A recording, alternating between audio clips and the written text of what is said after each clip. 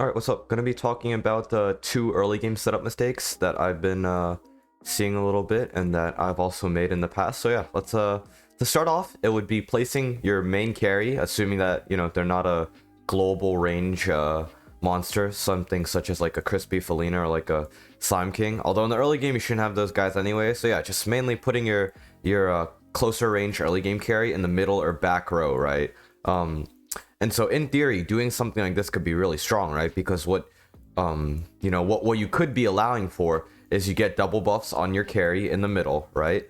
While you have stuns on both sides, which can help out with stalling enemies, while your carry can do damage to them from the middle, right? The problem with this though is that although you technically get more value from your stuns, right? You have stuns from both sides. The issue is that this front row here, which you do have stuns on, generally they're not going to be very high leveled in the early game because you will have to focus all your gold into your carry and into your mighty and speedy, and so your front row usually will be very low leveled, right? Just like imagine this Ash here, except he's something like a level 10 or whatever, right?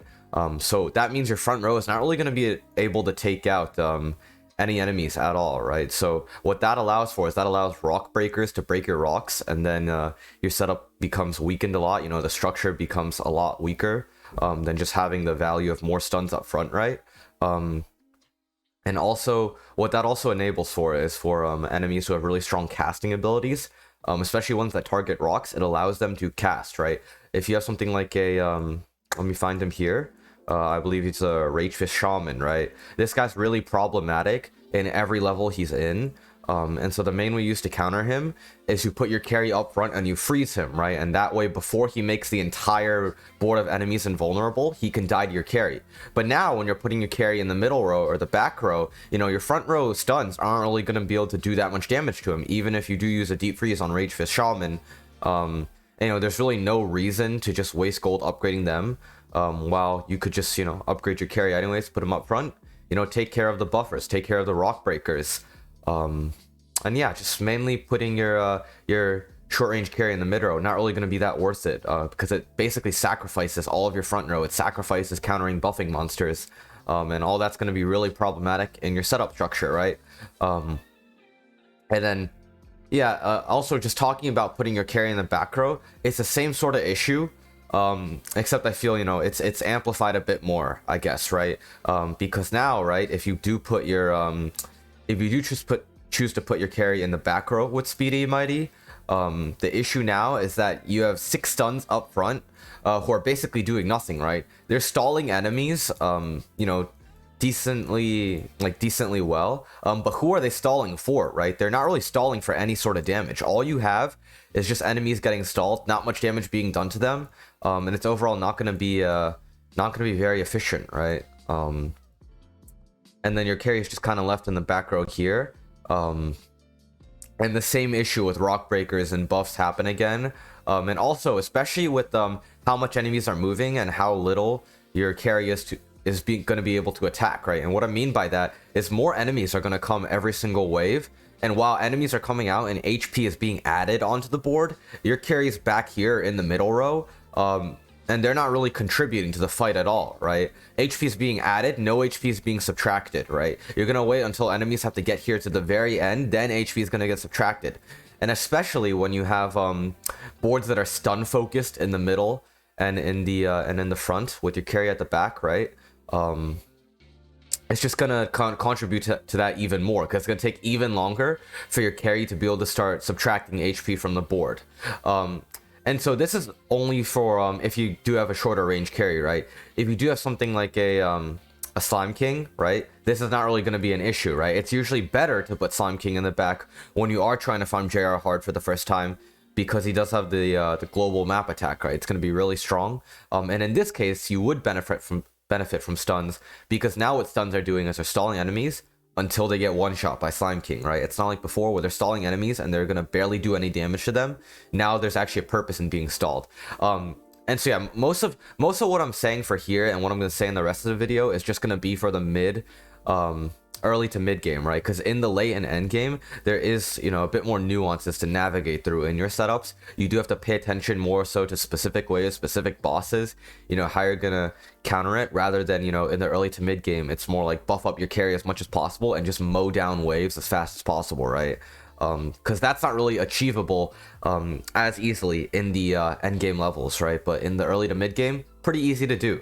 So there's not really any point in setting up this, you know, quote unquote elaborate stun system, which is only going to make your setup weaker overall.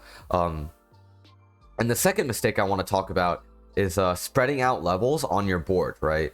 And so what I was talking a little bit about before was how if you do have stuns here, they wouldn't be doing that much damage, right? And that's the reason they're not so good. And so you might have heard me say that, and you're wondering, right? Well, what if I just upgrade my stuns, right? What if I just make my stuns do more damage, right? That would make it more worth it to just keep the 6 stun front line, right? Or even like a you know, possible stun carry with Speedy Mighty. And that possible stun carry situation can work, right? You can have Frostbite, Speedy Mighty. But I think, you know, still, this is still going with the general idea of having a carry, double totems, in which case, you know, even if he does stall a little bit, not worth it to keep him in the back for the same reasons I stated before, right? And also what you need to think about is your stuns, you know, when you do spread out your levels on them, they're not really going to be that strong compared to if you just did pour all your gold into a carry, right? As you upgrade, you know, the upgrades become more potent and how much they increase your carry's damage. And when you just spread out your levels, right, you get everything to like level 50 or something, right? You get, you know, get all your board to level 50, you know, get your carry a little bit more level. That's overall just going to be wasting gold, right?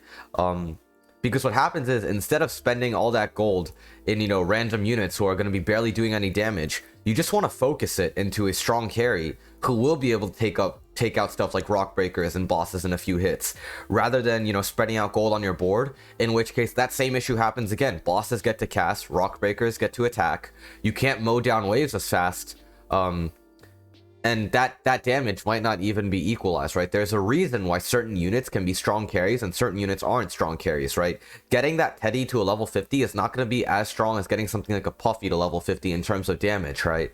And so when you do spread out your gold on the board, it's not really doing so much for your overall damage. It doesn't solve the issue of you know, running this carry up front, you know, not being too flexible with where you put your double totems carry. It just doesn't help a lot, and you just really want to focus on your double totems carry, because that's how you're going to be able to solve most of the issues that you do deal with in the game, especially because carries are stronger DPS units, right? They're carries for a reason. You know, you don't carry something like a Chili or something like a Yeti for a reason, right? They provide stuns, but they don't provide damage, and that's the same sort of situation even when you do spread out your upgrades. You know, same sort of situation even when you do have your carry in the back. And yeah, that's pretty much all I want to talk about today. That's why sort of the early to mid game meta is, you know, very rigid in its structure. You need to keep this sort of double totem carry in the front line. Anything else is really not so viable. It does depend on your units, but in most situations with your short range carry, you just keep them in the front, keep your stuns in the mid. You know, your back row won't matter too much. Try to put global stuff in it. Yeah, that's gonna be it for this video. Like, subscribe, and see you.